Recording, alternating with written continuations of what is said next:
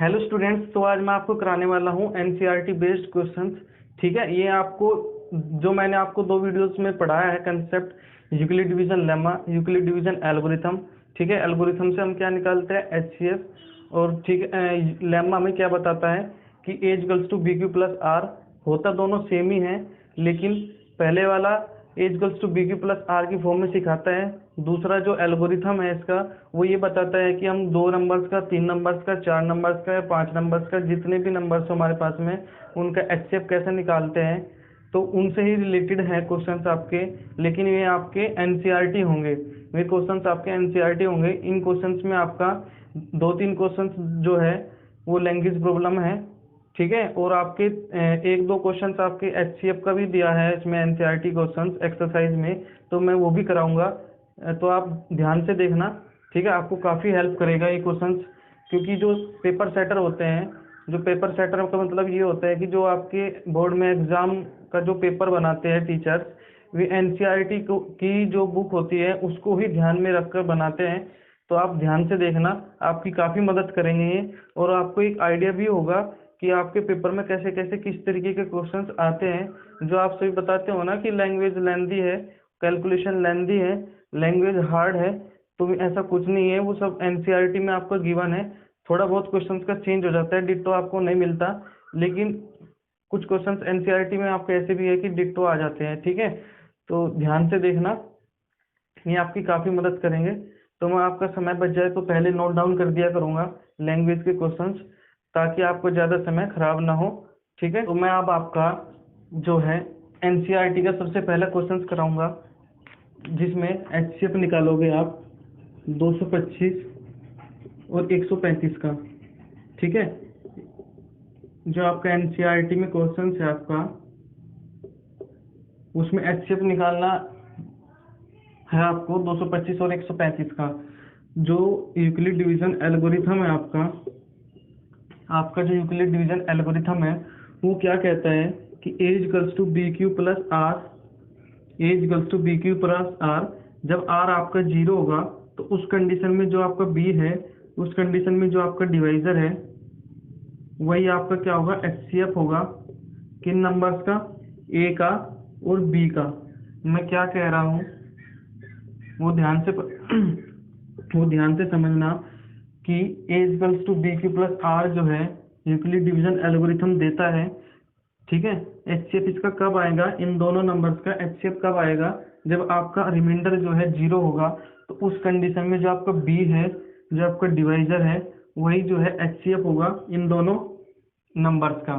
ठीक है, तो मैं आपको कराऊंगा एचसीएफ, इनका सॉल्यूशन। 135 कितना टाइम्स चलेगा, 1 टाइम चलेगा। ठीक है, और रिमाइंडर देखना, रिमाइंडर आपका आएगा 90। ठीक है, रिमाइंडर कितना आएगा आपका, 90। अब इन दोनों में लगता है, जैसे मैंने आपको पहले बताया है, जो इसका डिवाइजर होगा वो डिविडेंड बन जाएगा, जो इसका रिमाइंडर होगा वो डिवीजर बन जाएगा। ठीक है, तो 135 इक्वल्स टू 90, 1 टाइम चलेगी ना, और जो रिमाइंडर है आपका वो 45 आ जाएगा। ठीक है, जो आपका रिमाइंडर है वो 45 आ जाएगा। अब जो इसका डिवाइजर है और जो इसका रिमाइंडर है, ये डिवाइजर इधर आके डिवाइडेंड बन जाएगा। ठीक है, ये डिवाइजर इधर आके डिवाइडेंड बन जाएगा, और जो ये रिमाइंडर है वो डिवाइजर बन जाएगा। तो 45 दूनी 90, और रिमाइंडर आपका आ गया 0। रिमाइंडर आपका आ गया 0। तो उस कंडीशन में क्या कहा है, जो आपका बी है, जो आपका डिवाइजर है, वही उन दोनों का एचसीएफ होगा। क्या होगा, वही उन दोनों का एचसीएफ होगा, यानी कि 45 इज द एचसीएफ ऑफ, यानी कि जो इनका एचसीएफ है वो आपका 45 होगा। ठीक है, ये तो मैंने आपको बताया यूक्लिड डिवीजन एल्गोरिथम से। ठीक है, तो इस जो जो ये एग्जांपल है उसके मैंने तीनों जो है सॉल्यूशंस कराऊंगा, सिंपल तरीके से भी, डिवीजन मेथड से, यानी कि डिवीजन मेथड जिससे ये बना है। दूसरा जो सिंपल तरीके से आप करते आ रहे हो, और जो फर्स्ट होता है आपका वो यही है। ठीक है, तो जो सिंपल तरीके से होगा वो 225 का आप इस तरीके से अच्छे से निकालते हो। तो 5 चौक 20 कलम 45, 5 चौक 20, 5 पचे 25।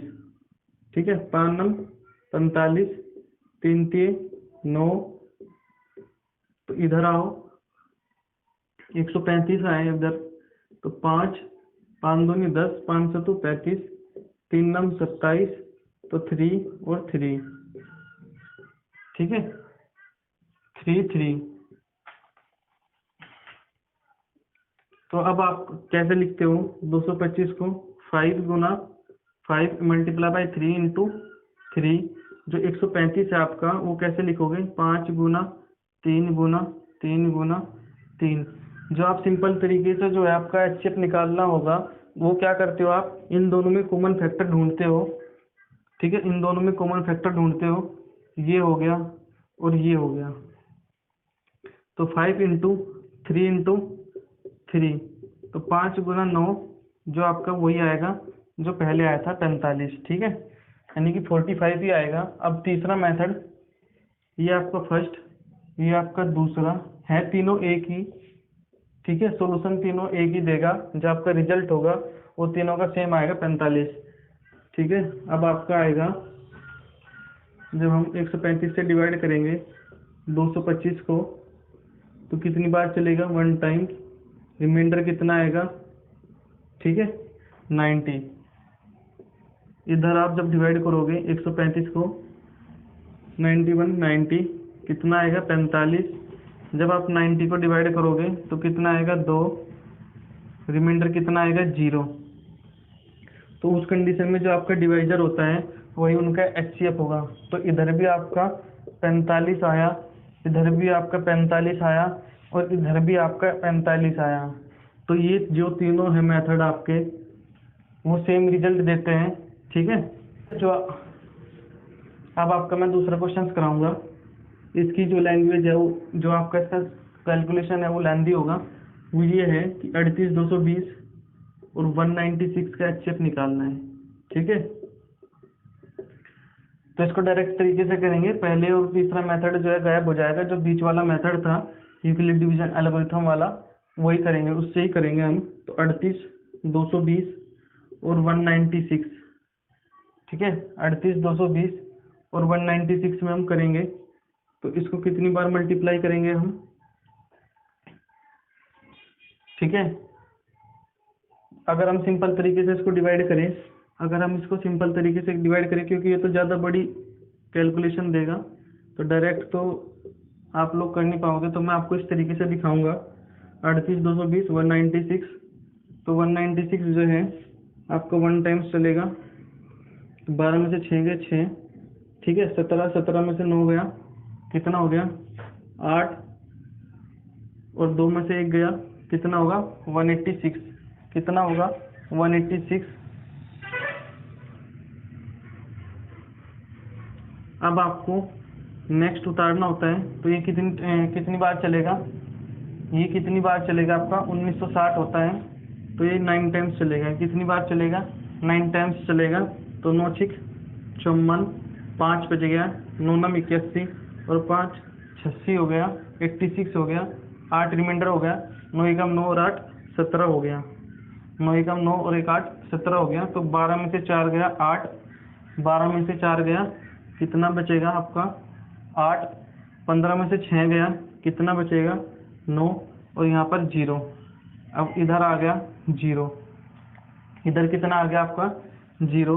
जब आपको इससे डिवाइड करोगे तो 19 दूनी 38, 19 3 57, 19 चौका 76, 19 पंजे 95, यानी कि 5 बार चल जाएगा। तो 5 छम 30, और पनम 45 3 48, 5 गम 5 48 है ना, 5 गम 5 4 9, तो रिमाइंडर क्या आ गया? 0। तो ये देखना कि आपका यही जो है, जो ये है आपका, वो बड़ा दिया है, लेकिन पहली बार के में ही जो है इसका रिमाइंडर 0 आ गया, पहली बार के में ही इसका जो है रिमाइंडर 0 आ गया।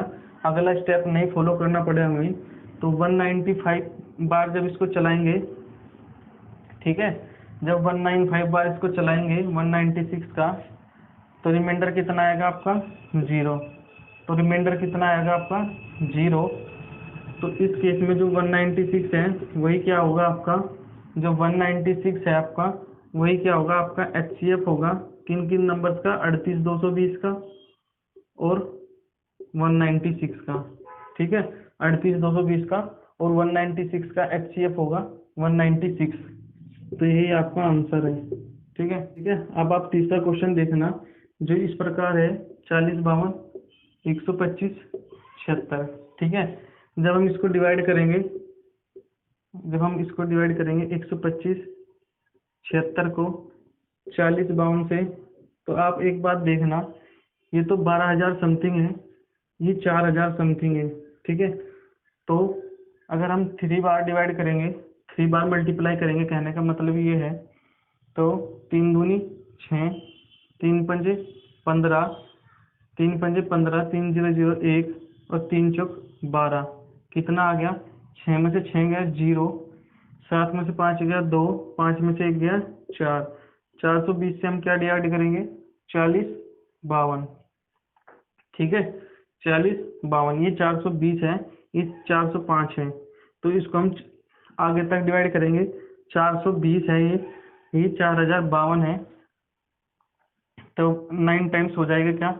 9 0 0, 9 2 18, ठीक है, 9 दूनी 18, 9 चौक 36 और 1 37, तो 2, 15 में से 8 गया 7, 9 में से 7 गया 2, ठीक है, तो ये कितना आ गया? 272 डिवाइड बाई 420, 27 दूनी 54 होते हैं, तो पहली बार के में ही चलेगा।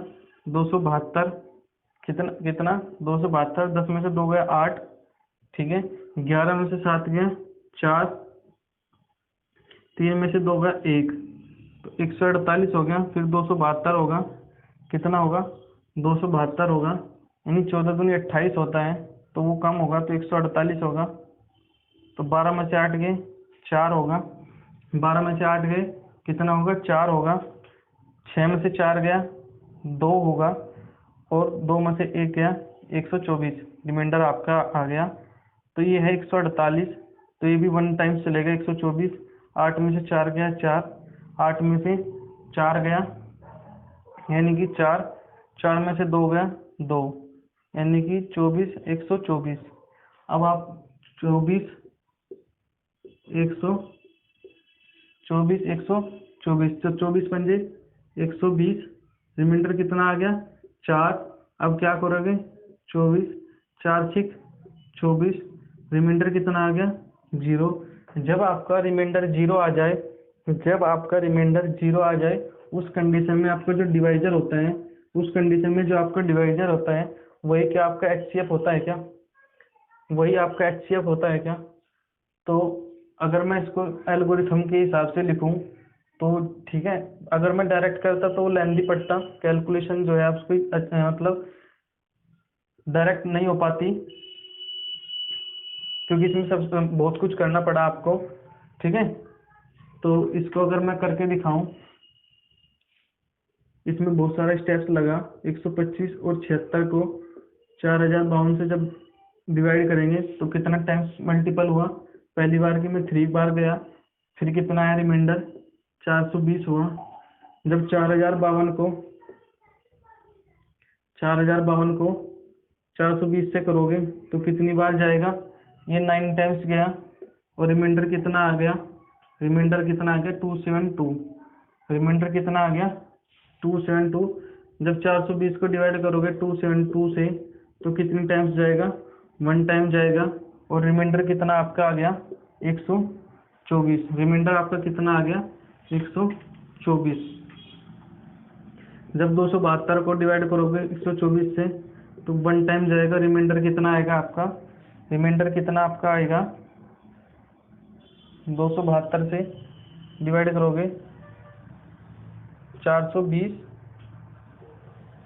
ये कितना था? 272 था ना इधर, तो रिमाइंडर आपका आया इधर 148, रिमाइंडर आपका आया इधर 148,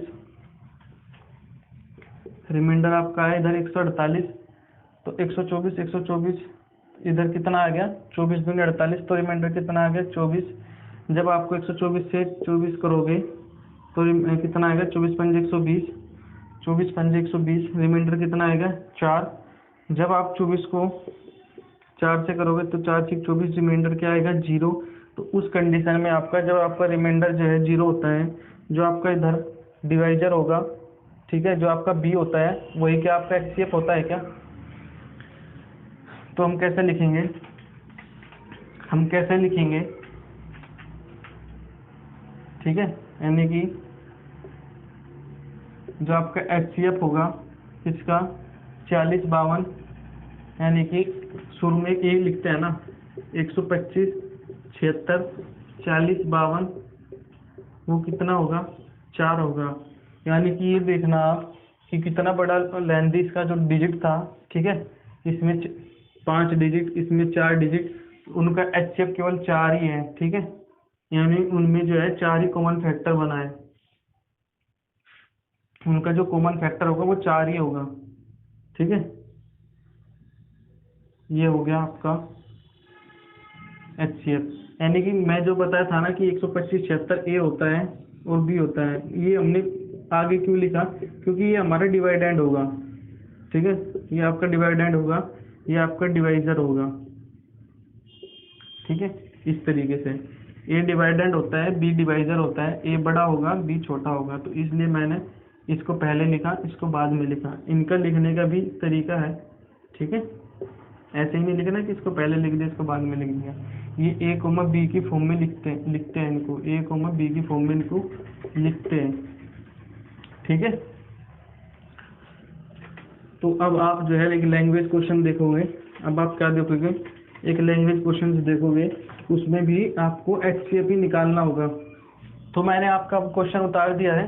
तो इसमें क्या कहा है कि एक आपका आर्मी का कंटिंजेंट है जिसमें 616 मेंबर्स है, यानी कि एक बटालियन है जिसमें 616 मेंबर्स हैं और 32 जो है आर्मी बैंड के मेंबर्स हैं, ठीक है, 32 मेंबर्स जो है आर्मी बैंड के मेंबर्स हैं। यानी कि क्या होता है, जब हमारी जो है परेड होती है उसमें ये जो है 32 मेंबर्स हैं जो शुरू में चलेंगे, जो लाइन्स के जो शुरू में चलेंगे, ठीक है, यानी कि लाइन 1, लाइन 2, लाइन 3, लाइन 4, यानी कि इसमें जो है इसको क्या होता है, कॉलम कॉलम कॉलम, ये जो है आपके सबके कॉलम्स बताए गए इन्होंने, ठीक है। तो ये तो जो है 32 मेंबर्स हैं, जो ऊपर वाले हैं जो आर्मी बैंड वाले हैं, वे तो जो है 32 मेंबर्स हैं, और ये जो है जो इनके पीछे चलेंगे 616 है।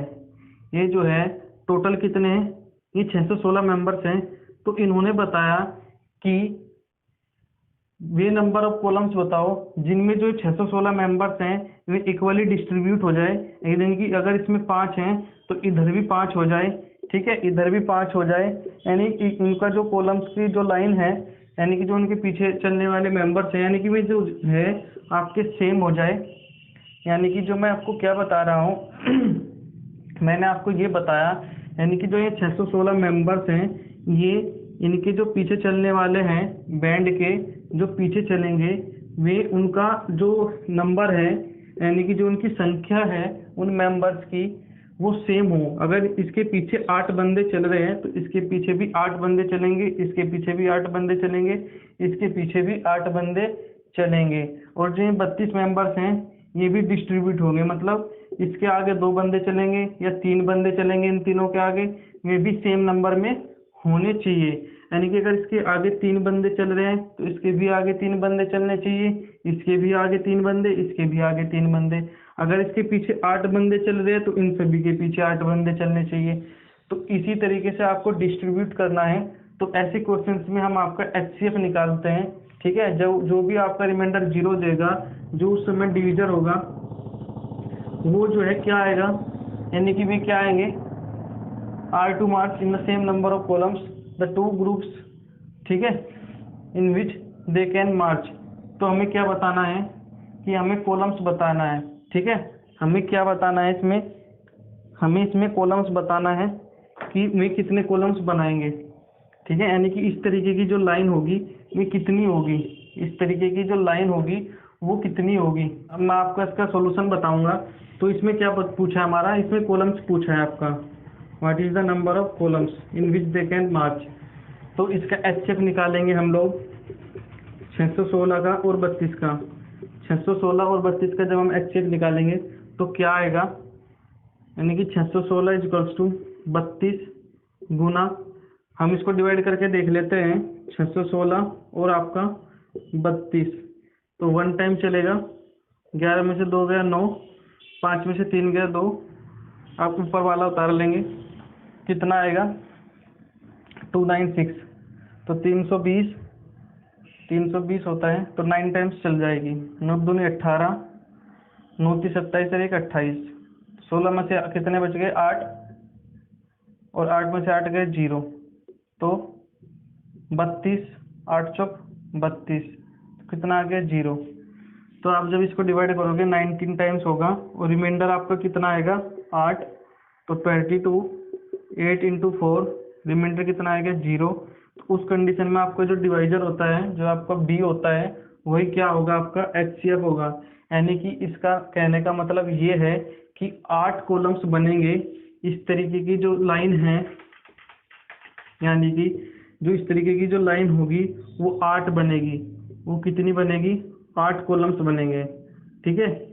वो कितने कॉलम्स बनेंगे, इस तरीके के 8 बनेंगे। 1 2 3 1 2 3 4 5 6 7 8, 1 2 3 4 5 6 7 और 8, ठीक है। यानी कि 8 कॉलम्स बनेंगे। उसमें कितने कॉलम्स बनेंगे 8 कॉलम्स बनेंगे। अगर इस क्वेश्चन में आपका पूछता कि उनके पीछे कितने बंदे चलेंगे, उनके पीछे कितने बंदे चलेंगे, उनके पीछे कितने बंदे चलेंगे, तो आपको कैसा क्या करना है, 616 को, भाई 616 है, उसको 8 से भाग दे देंगे, तो नंबर ऑफ पर्सन आ जाएगा कि एक कॉलम में कितना बंदा चलेगा। तो 8 दूनी कितना होगा 8 सती 56, यानी कि 5 बच गए, और 8 सती 56, 8 सती 56 और 5 61, यानी कि एक कॉलम में कितना बंदा चलेगा, यानी कि एक कॉलम में जो है 77 चलेंगे, इसमें भी 77 चलेंगे, इसमें भी 77 चलेंगे, इसमें भी 77 चलेंगे। तो 77% जो है एक एक लाइन में डिस्ट्रीब्यूट हो गया, यानी कि 77 बंदा एक लाइन में चलेगा। और अगर आपका ये पूछ लेता कि आर्मी बैंड कैसे कैसे डिस्ट्रीब्यूट होगा, ठीक है, आर्मी बैंड जो है, तो 32 को जब हम डिवाइड करेंगे 8 से, तो कितना आ गया 4। तो अगर सपोज करो कि अगर ये पूछता कि हर कॉलम्स में कितना बंदा आर्मी बैंड का आएगा, तो 4 बंदे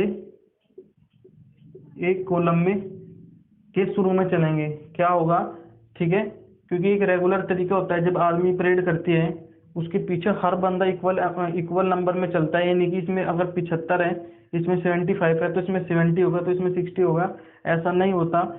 उसमें जो है सारे के सारे जितने भी उसमें लाइन है आर्मी की परेड में, उसमें सारे के सारे बंदे इक्वल जो है परेड करते हैं, एक साथ करते हैं, कदम ताल जो करते हैं लोग, तो एक साथ करते हैं। और उनके आगे जो बंदे होते हैं ये भी इक्वल नंबर ऑफ, मतलब जो उनका जो उनकी काउंटिंग होगी, ठीक है, उन बंदों की, उन ऑफिसर्स की में भी सेम अमाउंट में होगी। यानी कि उसके पहले भी 4 बंदे, उसके पहले भी 4 बंदे, इधर भी, इधर भी, इधर भी, इधर भी और इधर भी।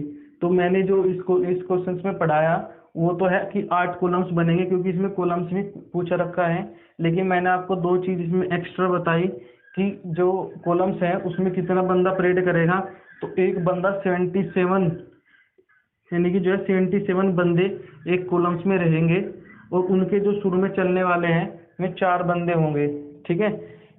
4 बटेंगे तो 8 चौक 32 होगा, यानी कि 32 सेटिस्फाई करेगा। और 77 जब एक कॉलम में चलेंगे तो 616 मेंबर्स की काउंटिंग हो जाएगी, ठीक है। तो आइए, मैंने नेक्स्ट क्वेश्चन भी उतार दिया है इसमें, जिसमें एक स्वीट सेलर है, यानी कि एक मिठाई की दुकान वाला है, उसके पास में 420 काजू बर्फी है और 130 जो है बादाम की बर्फी है, ठीक है। यानी कि 420 जो है उसकी काजू बर्फी है, और जो 130 है उसके पास में बादाम की बर्फी है। सी वॉन्ट्स, ठीक है। तो मैंने पहले गलत बोल दिया, वो लड़की है, वो लेडीज है कोई, तो जो है वो स्टेक करना चाहती है, इसका मतलब है, यानी कि क्रमबद्ध का मतलब होगा, जो क्रमबद्ध है इसका मतलब होता है कि same number of lines, same number of columns. यानी कि जो मैंने आपको पिछले क्वेश्चंस में बताया, यानी कि अगर एक लाइन में 10 है बंदे हैं, तो उसके जो है एक लाइन में 10 जो है मिठाई आनी चाहिए, ठीक है। दूसरी लाइन में भी 10 मिठाई आनी चाहिए, यानी कि इस तरीके से उसको बोलते हैं हम स्टैक, यानी क्रमबद्ध तरीके से। In such a way that each stack has the same number and they take up the least area of the tray. ठीक है, इस तरीके से होना चाहिए ताकि जो वो ट्रे है उसका जो है वो लीस्ट एरिया जो है कवर करें। वो भी बताऊंगा मैं अभी आपको। अभी मैं आपका लैंग्वेज जो पढ़ रहा हूँ उसकी हिंदी बता रहा हूँ। What is the number of barfis that can be placed in each stack for this purpose, यानी कि हर लाइन में कितनी की कितनी बर्फी आपको लगानी पड़ेगी। What is the number of barfis that can be placed in each stack for this purpose. इस पर्पज से, यानी कि मैं आपको बता दूं, क्वेश्चन का आपने देख लिया होगा, आपकी बुक में है ये सब, एनसीईआरटी की बुक में। तो ये कह रहा है कि आपको 420 काजू और 130 बादाम की बर्फी है। आपके पास में ट्रे है, ठीक है, आपके पास में इतनी ट्रे हैं। आपको इनको क्रमबद्ध तरीके से, स्टैक तरीके से आपको लगाना है। इस तरीके से लगाना है कि जो ट्रे है, ठीक है, ये तो मैंने रफली कर दिया।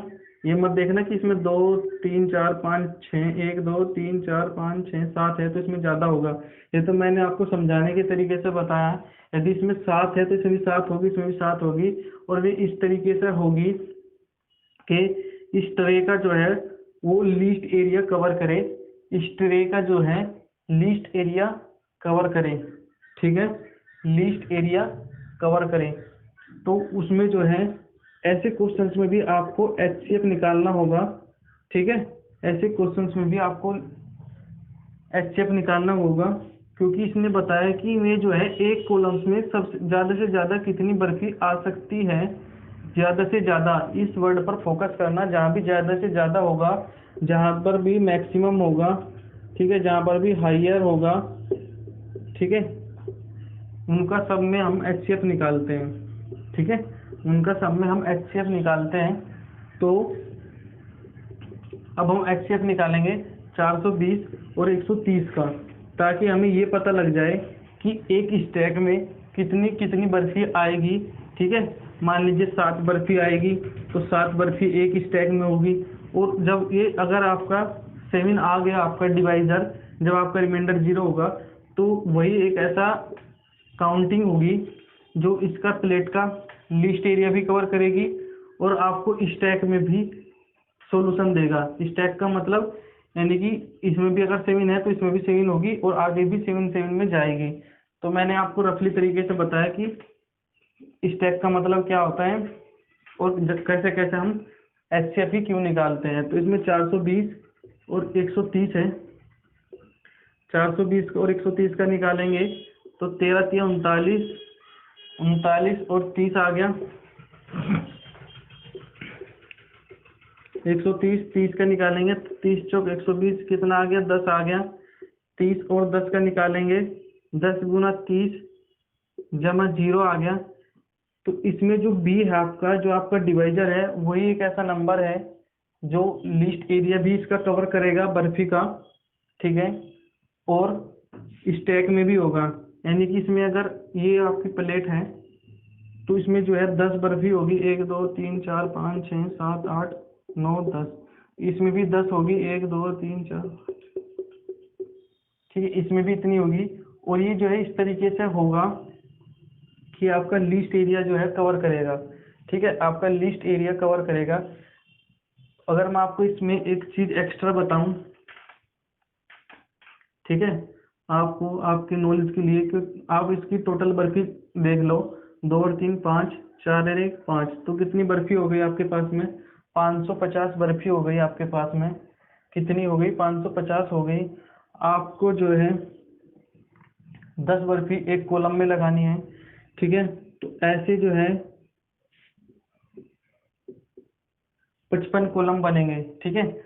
अगर आपको कॉलम्स भी पूछने होते, यानी जिस तरीके से आपको पिछले क्वेश्चन में बताया गया, पिछले एनसीईआरटी के क्वेश्चन में बताया कि आपको कॉलम्स बताने थे, अगर इसमें भी आपको कॉलम्स बताने होते तो कितने कॉलम्स बनते, यानी कि 10 10 एक जो कॉलम है उसमें 10 तो मिठाई होगी, और ऐसे ऐसे कितने होंगे, 55 कॉलम्स होंगे, यानी कि इस तरीके से आपके 55 होंगे ट्रे में। ठीक है, मिठाई जो है 55 जो है कॉलम्स में रखी जाएगी, 10-10 करके। ठीक है, ऐसा हमने कैसा किया, जब हम इसको, क्योंकि 10 × 55 भी लिख सकते हैं ना हम इसको, तो यानी कि एक रो में 10 बर्फी, और ऐसे ही 55 रो। ठीक है, ऐसे ही 55 कॉलम, रो कह लो कॉलम कह लो। ठीक है, होता तो यानी अलग अलग चीज है, क्योंकि आपकी ट्रे ऐसे है तो इसको ऐसे रखेंगे इनको हम। ठीक है, इस ऐसे कॉलम में रखेंगे। ठीक है, तो आज के लिए इतना ही आपका, मैंने अच्छे से समझाने की आपको कोशिश की। तो आपके एनसीईआरटी के सारे सारे क्वेश्चंस कवर हो गए इस वीडियो में, यानी कि एक्सरसाइज फर्स्ट के सारे एनसीईआरटी क्वेश्चंस हो गए, 5-6 तरीके के। ये इम्पोर्टेंट होते हैं, आपके पेपर में बनता है यहाँ से क्वेश्चन। तो आप इनको, लैंग्वेज प्रॉब्लम वाले ज़्यादा बनते हैं, तो इनको देखना ध्यान से। एचसीएफ, वैसे तो एचसीएफ ही निकालते हैं, तो आपको लैंग्वेज देखना है कि मैक्सिमम दिया है, हायर दिया है, दोनों में एचसीएफ ही होता है। तो आपको ये देखना है, जो आपको क्लियरिटी बताएगा कि आपको कॉलम्स बताना है या फिर कितने कितने बंदे वहाँ पर, यानी कितनी कितनी मिठाई आपको लगानी है वो बतानी है, कितने स्टैक होने चाहिए, यानी कि काउंटिंग कैसे होने चाहिए, यानी कि इस तरीके के कितने होंगे, 55 होंगे, इसमें तो 55 है, उसमें मैंने बताया आपको। ठीक है, उस पिछले वाले क्वेश्चन में मैंने बताया था कि यानी कि 32 मेंबर्स है अगर आर्मी बैंड के, तो शुरू शुरू में 4 होंगे खड़े, वो भी आपसे पूछ सकते हैं। तो आपको ये देखना है कि आपको क्या पूछा गया है, उसी हिसाब से आपको आंसर देना है। तो थैंक यू, आज के लिए इतना ही।